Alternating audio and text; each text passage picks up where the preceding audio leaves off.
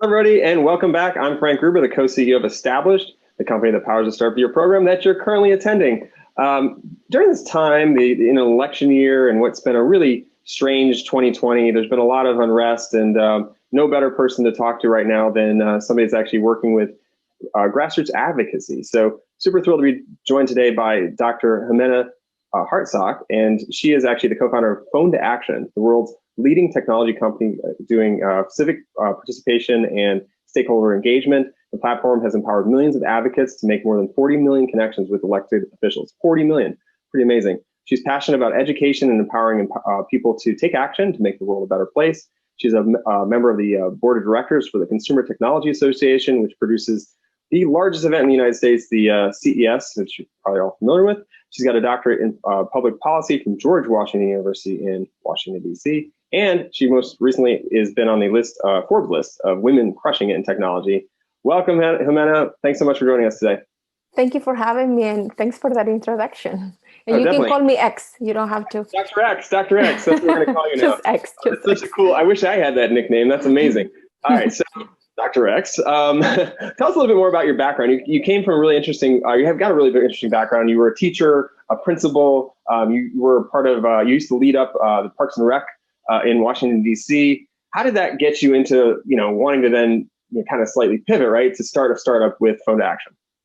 Yeah, so I actually am an immigrant too. I came from Chile, and before doing all of those jobs, I actually did other jobs immigrants do. I was a nanny, I was a bartender, I was a housekeeper. I did all of that. And so I think every job really prepares us, to do whatever we do next. And I think I got from those early on jobs, all of the attention to detail, to the little things that matter.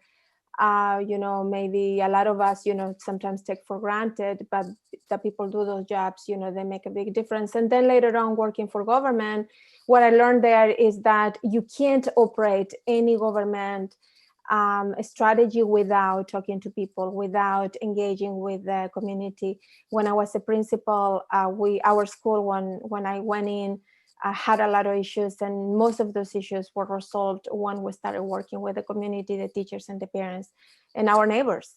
And later on, working in parks, we learn a lot that, every park that you build, if you don't ask the neighbors around the community how you're spending that money, the timelines and everything, you eventually will pay for that. So I think the best perhaps opportunity job-wise was later on, after I stopped working for the mayor and working in government. I joined the organization, one of the organizations that had done tremendous work here in education reform in the US, and I was National Director of Mobilization and Outreach. And it was there where I had a really eye-opening experience when I learned that people did not necessarily know how to contact their lawmakers. Sometimes they didn't even know who they were.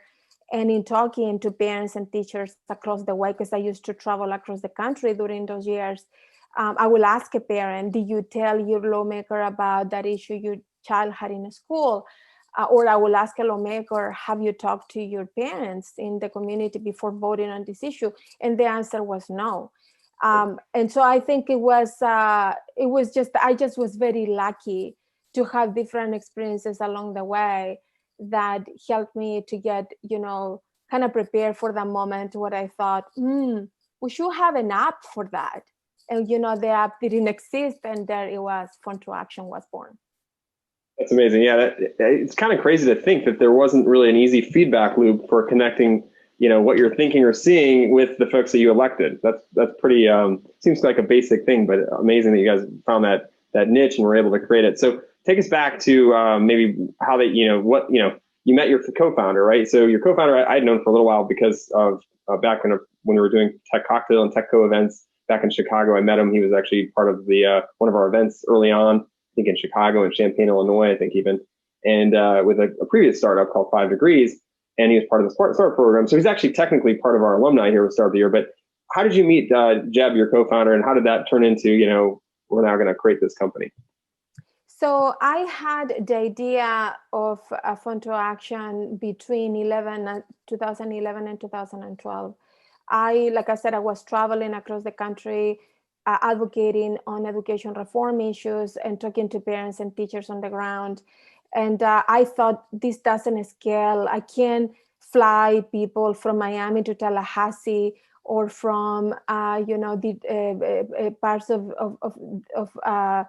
Michigan to Detroit, or to Lansing, where the conversations were. It's kind of funny, like most of the capitals in the country are in these all very difficult places to get to. Hard to get to, well. right? So, Yeah. so I thought this doesn't scale. And at the time, I remember that when I was a school principal in DC, the first person that bought the iPhone was a substitute teacher that didn't make a lot of money. And when people start telling me, when I will tell people, hey, I think we should have an application to connect people with their lawmakers, something easy on a phone, people will say to me, no, nobody's going to have that, because poor people don't have smartphones. The penetration was really low in 2012. But I remember that substitute teacher. So I thought, maybe today is low, tomorrow is going to be a very deep penetration. So I'm going to bet on technology that works really well on the phone. And so very quickly from the beginning, I thought this application, whatever it is, people need to be able to use it on a computer, on an iPad, or on a phone of any kind. And it was like that I started really having a closer and closer idea to something I wanted to build. But I didn't want to build it right away as a company. I was building it just to solve my problem in my job. But I started going to meetups. I started going everywhere. I lived in Sacramento at the time, so I would travel to San Francisco. And my husband at the time was my boyfriend. He had a lot of friends in technology. I was talking to them. And, I was just talking to a lot of people. And one day I went into a happy hour, and I told a friend I was really frustrated. And she said, my husband actually works in technology, and he happens to be in town today. And, that's how I met Jeff, because my friend was his wife. So it was very serendipitous, because I had never met him. I didn't know anything about, technology before that. And I had already been talking to a lot of other people. So I was already kind of like on a path to build a company, but making meeting Jeb, and then later Patrick, who actually was our technical co-founder, helped us to put it all together much quickly. That's great. So for those that aren't familiar with Phone2Action, and you talked a little bit about it, but can you kind of share like the simpleton version of how it works and what the product, kind of walk us through that, what that user experience might look like for a use case of somebody that want to connect? You may have not heard of Phone2Action, but you certainly have heard of the people that use Phone2Action. So if you were, part of if you heard Ariana Grande or Billie Eilish or Taylor Swift talk about elections during the election, they get out the vote. They were using our technology to encourage people to register to vote and to look up candidates and polling locations. If you ever seen all the activations of J.Lo or Jay-Z or Beyonce or the Grammys around music, around justice reform or anything like that, they also use Phone2Action to connect people with their lawmakers about some of these legislative issues. So it's widely used. There are near 1,000 organizations in the US that use it. Many celebrities, Europe, California, Australia, and Canada also use Phone2Action. As in a very easy way, you can click on a link and then you're matched with your lawmaker, and you can send them an email or make a phone call or send them a tweet, and connect with them and tell them, you are my representative. I elected you to fight for issues that I care about. This is how I feel about this policy. So during COVID, it was very, very highly used by millions of people to activate. And now during the election, about 10 million people use Phone2Action to register to vote and related activities. Wow, 10 million? 10 million.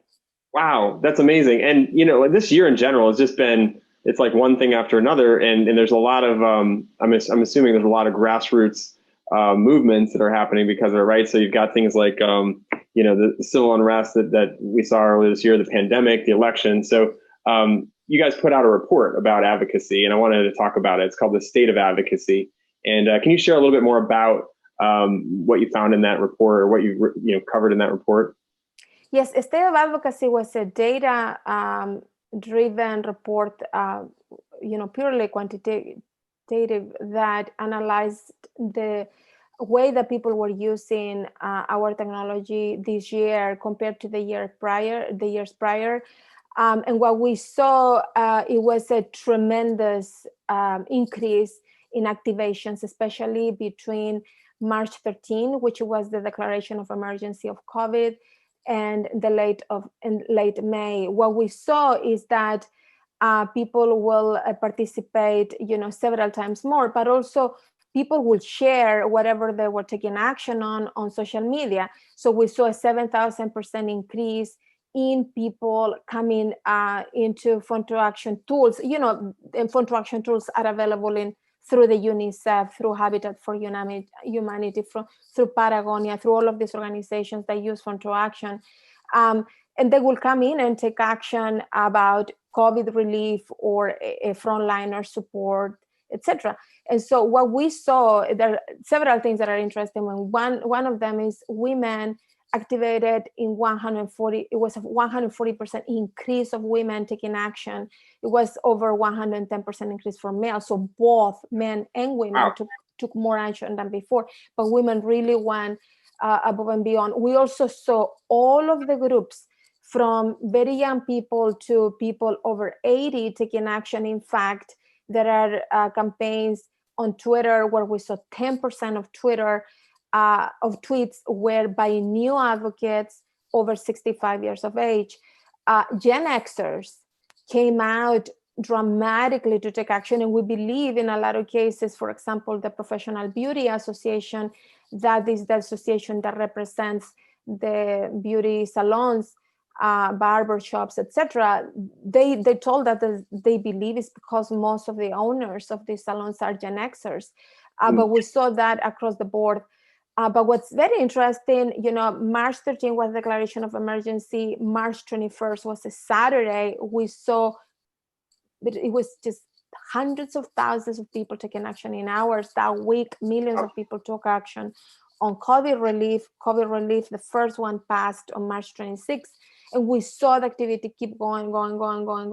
And then on March 25th, on May 25th, was George Floyd's killing. And then that weekend, the weekend after George Floyd, we saw our election tools skyrocketing. So what COVID did is get people really, really motivated to take action around advocacy. And then the civil unrest around George Floyd, what it did, it was motivate people to get out and vote.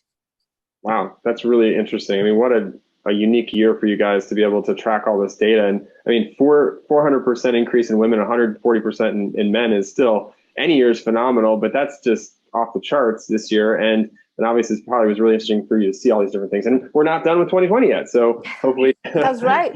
Hopefully, you can keep tracking, but hopefully there's nothing major like that as it continues here. So let's talk about, is this a US movement, or do you guys see this as both US and just a global rise in advocacy everywhere?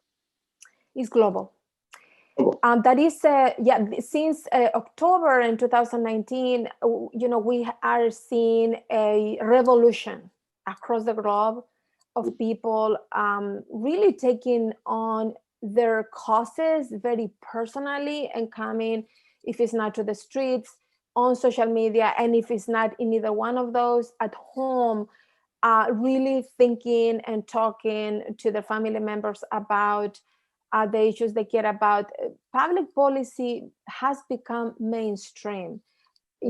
Terms like trade and NAFTA and NATO and all of these now are conversations that you have in a cocktail party, and people of all backgrounds are familiar with these types of conversations, and it is because one, information access, but also because of technology.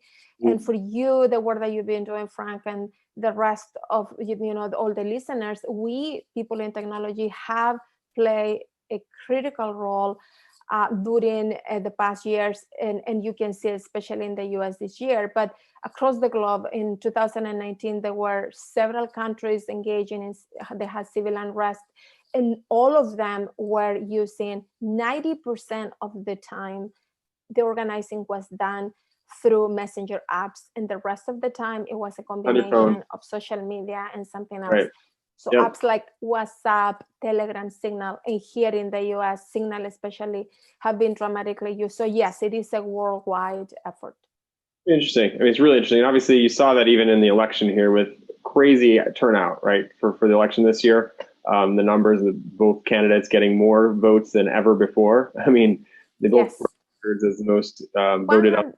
141 million counting voted this election, more than ever before, and 100 million voted early, and in a big part because of the vote early and vote early day movement, that it was a digital movement where for 4 months people were encouraging others to mail. And if you look at Ariana Grande's and a lot of the organizations like Headcount, what they pushed, it was for people to tell 3 more people to vote. It was the tripling campaign, and all of that worked, but most of that was digital. And this is where we should, technology, people in technology, very proud of the role that we played in that, because especially during a pandemic, the numbers are incredibly impressive. Definitely. And that whole early voting thing, I mean, I didn't realize even that you could do that early voting thing until this year, right? This is the first year. And I think it was that education, and everyone kind of got that education. And now it's actually the election day is the final day that you can vote. Yes. Or even maybe you mail in your vote, I guess you could say. And we were learning now that the counting can go on for a long time as well. So it's a process. It's not just one election day. And I think that's interesting that it took foot with things like Phone2Action, sharing that message and getting it out there. I definitely tuned into a lot of different musical events that were powered by Headcount or some of these other groups that you mentioned. Really great. Okay, so let's move along here. So can you maybe let's actually rewind a little bit, go back to your startup journey and talk a little bit more about what happened. You started this company in 2012. I wanted to hear how you guys connected and then got this get this product off the ground, and then you found your first customer, and I don't actually know if you raised funding or how that all went. So can you share a little bit more about the background there? Yeah, so I was working at the time for this organization. Jeb was working, like you said, at 5 Degrees in Chicago. And Patrick, our technical co-founder, was in Kansas City. He was 19 years old at the time.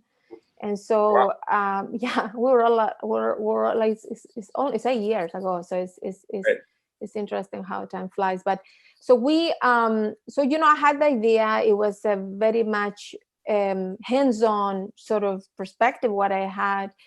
But because of the jobs that I had before, I had a lot of experience with logistics, and I had, been in construction. That makes you think a lot about the processes that go into building something.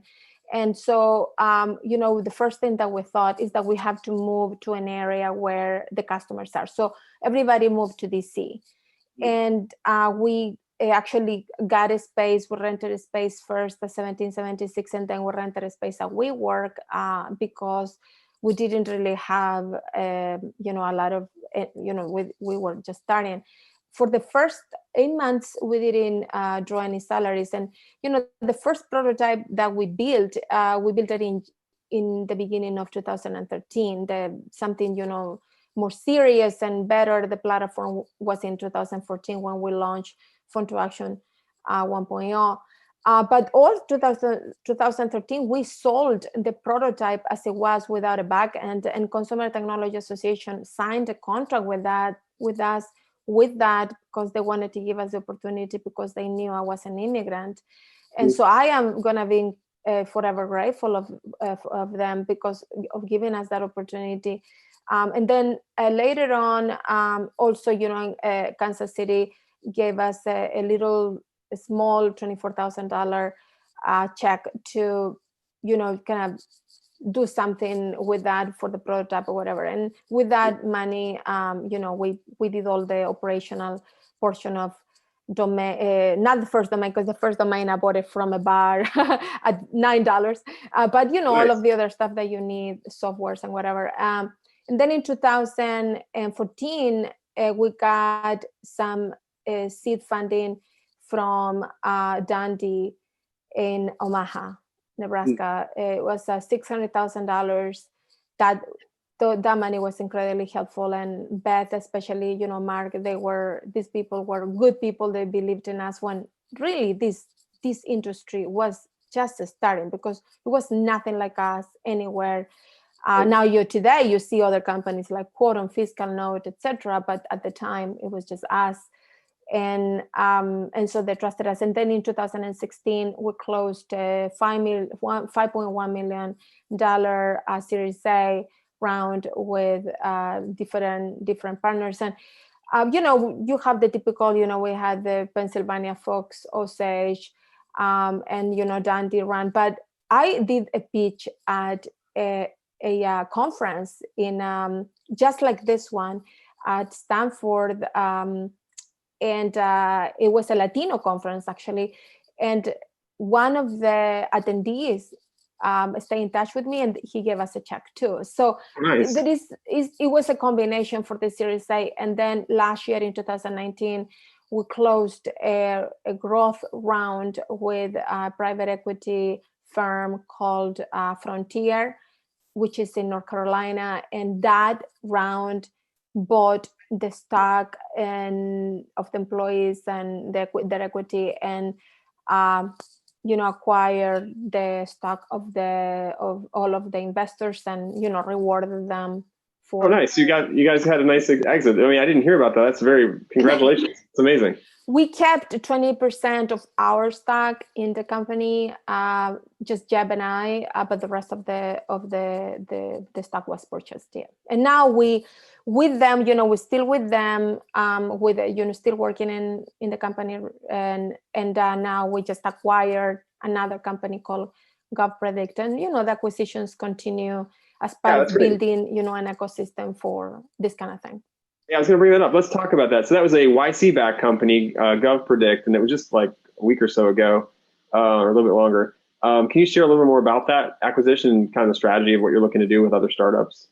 Yeah, so one of the differences between getting acquired by, anybody or getting acquired by a private equity growth fund is that in the latter, you as a founder have the opportunity to remain with the company, which sometimes you can do too with other acquisitions. But the idea of those types of transactions is for the current company to continue growing and to build, improve the company, grow it, scale it, expand it, sometimes abroad or in tools. And that expansion can look different in different ways. So it can look like investments in building more tools, or partnerships, which can be acquisitions with technologies that are compatible, that expand the capabilities of the original purchase. So in this case, Phone2Action is a civic engagement technology for people to connect with their officials. And we have some tools for government affairs officials, but GovPredict has has focused on government affairs tools. So if you are a head of a campaign or a head of government affairs at an association, you're more likely to use GovPredict tools first, because they will tell you information about the lawmakers, about bill tracking, about stakeholder engagement, everything related to the lawmaker. One Phone2Action will give you tools for you to mobilize people to talk to this lawmaker. So when you pair the two, you really have something very powerful, because you have the opportunity to engage people to connect with the lawmakers and create movements. And then you can see how the lawmakers are voting, perhaps influenced by these constituents. And now our clients have access to both the intelligence about bill tracking and the information on the lawmakers, and at the same time, the ability to mobilize people to influence these lawmakers. Makes sense. Sounds like it was the right fit too. I mean, a lot of times we talk about when you raise funding or look at like they were basically buying out the current investors and keeping you guys on board. Seems like it was a good fit for you guys to be able to grow with the trajectory. I mean, the opposite of that would have been just to kind of continue to be on that treadmill of raising more, from the more standard venture funds. So, did you find that? How did that all come together? I mean, was it you were looking for PE, or was it something that just kind of happened? So, it's interesting that actually these are very good questions, Frank, because most times people don't ask you this. And so this is how, when you are an entrepreneur, at least in my experience, I didn't know a lot of this. And you kind of discover another job. Like, we kind of discover all of these opportunities along the way. Private equity has a little bit of a bad reputation.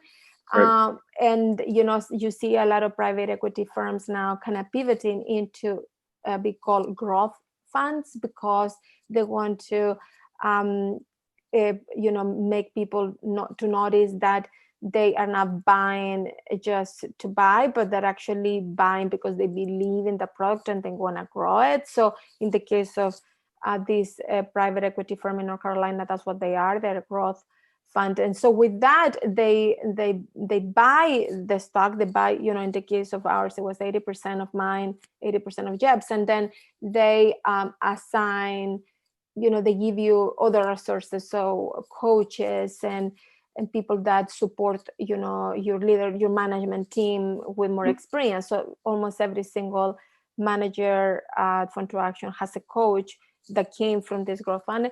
And they don't stay too much in their way, but they kind of generally guide you. And you as a founder, you can decide after, with conversations with them, how long do you want to stay in that situation. Well, in an acquisition, it's a little bit more cut and roll, right. You can leave tomorrow, or we'll do a transition and we'll do 3 months, 4 months. In a growth fund, is more of a conversation. Because the idea is to keep growing the company and to be something bigger. So we always were. I mean, especially probably me, because I'm a woman of color, as you can see, I have an accent, all of that stuff, and this was my baby. It was my idea. You want to put it in the hands of the right people. We all want to exit, and the venture capitalists want to exit. And, that's kind of like, you have a startup, exiting is glorified. So we, all of those sentiments and emotions, we were feeling those too. Right. But the discovery of which way to go, it was, being more educated along the way. When we start getting traction, we start getting a lot of people will email us or through LinkedIn with interest about the company, and that's how you start kind of getting more educated about the different offerings. And so far, we're happy with the decision that we made. And there is a lot more opportunity with founders. I mean, you stay, you grow a company, and then you can go and do something else, and right. and start another company. And I have a lot of ideas for the future. So I'm very proud of what we built at Phone2Action, but eventually, you just don't know the future, how it's gonna look like for anything. And there's just a lot of technology out there that needs to be adjusted, that we can buy, that we can attach to Phone2Action, or we can pivot certain things. So the core Phone2Action remains exactly the same as it was envisioned in 2012. Nothing has changed. It's all scaling volume, but in terms of the first visualization that we did with Patrick from the floor at 1776 in 2013, and the ideas, the napkin that I drew in 2012 is exactly the same. We have not even changed the UI in the platform. Wow, that's pretty phenomenal. It has to feel pretty good. Like, it's quite the journey over the last 8 years and growing it. And it sounds like it's on a good trajectory now, and to kind of continue to grow, and with the right funds, and obviously you guys still on board. Can you share, like, you shared a little bit there, we're almost out of time here, but I wanted to find out what's like, because we are, there are a lot of other startups. That's one thing. We talked about private equity, and that's something people may not know a lot about. So it was interesting to kind of dive deeper there. Is there anything else that you've learned from your startup journey that's maybe you wish you would have known prior to getting into it? I think the experience of every person is different, and I always believe in merit. So I always thought, since I was very young, my father was very much about, you work hard, they will pay off. So I always kind of had my career based on that. And every job I had, I always had a good boss that promoted me because they thought I was the first one coming in, the last one leaving. Like, all of those things that we learn about working hard and merit. But I did learn in technology is a little bit different. I think that venture capitalists, in general, investors, they already have an idea about what works, the formula that works for them. And so we constantly have to educate them about different ways to do things. I don't think there is a general in the country understanding of the contributions of people to technology. I used to hear all the time on the amount of money given to women is very, very small, and only 2% of women get venture capital, and Hispanic women is like 0.1. And I was always, I always heard that. And then, about a month ago, during Hispanic Heritage Month, I put a question on LinkedIn and I asked, do you know any tech Latino founder? I want to do a list. And people start sending me, and the conversation became awesome. That's great. So I was able to, I got lists from Harlem Capital, from Springboard, everywhere, everybody sent me a list. And I compared all of those lists and I put together a list. It took me like 3 weeks and I was just really obsessed with it. And I found 275 tech founders that are Latino founders. Wow. And that they have raised $5.2 billion of what we know with active companies right now, $5.2 billion. And I found, 19 so far, because I'm still doing that list of people that have exited companies that are tech Latino leaders, that they exit them for about close to $6 billion. And so these numbers do not match the narrative about Latinos are not getting money. What happens is that I think a lot of women, the disabled, LGBTQ, people of color, etc., they're hidden behind white founders, not because it's something anybody's doing deliberately. It's just because the white founder generally is the one that has access to the investor, and the investors feel more comfortable with the white founders. So the Latino founder or the color founder or the women founder, whatever, they are not really in the mix. But when you see these technology companies with funding, most of them that are ones, I mean, maybe not most of them, but the ones that I look for technology founders, Latino founders, it was a mix. It was a diverse leadership team, and so founding team. So I think the biggest takeaway is that we are contributing to technology. Everyone is in massive ways, and that the US continues to be the center of innovation in the world. And everybody looks at the US as that, and we should feel very proud of that. And not, and the job doesn't end today. We continue, we have to validate our work every single day, not because, great things happen to us, we can kind of, live in that or glorify that. No, the work is every single day. And if you have had a level of success, your job is to recognize the job of others. So my job now, if I move on, I'll do something else, but it's also to recognize the work of all of those founders that I found, and many others of any race, of any background, because we should be very, very proud of the work that we're doing and the resources that we're getting. Because I'm not saying we don't need more, which we do, but in the process of educating investors, we should also remind them they are funding people of color. They just might not know them. Help change the narrative. I love it. Thank you so much for sharing that detail. And we'd love to share that as well. So once you get that report together, let us know how we can help get the word out, because you aren't alone. You've done an amazing job here. It's just, I think that there needs to be more amplification of the work that's being done, and obviously more of it more help being sent towards, Latino or women of any color, as well as not just women, men of color as well. So that's what we're here all about here at the start of the year. So I think that's a good way to wrap it. We've got some great companies here this week, and there's, they're all, very diverse backgrounds from all over the country as well. So thank you for that tip, and thank you for sharing all of your insights here. If people wanted to get in touch with you to connect in some way, where's the best way to go, or what's the best way for you? LinkedIn, Ximena Hartsock, Hartsock. Twitter, LinkedIn, Medium. The three are the same, Ximena Hartsock, and I write in Medium a lot about what we talk about, the new citizen, and LinkedIn, I'm there chatting. So yeah, please. If anybody knows of anything that we should be highlighting, let's do it. But thanks to you, Frank, for the great work that you've been doing all of these years, and everyone listening. This is a great way. Congratulations on this Startup of the Year Summit.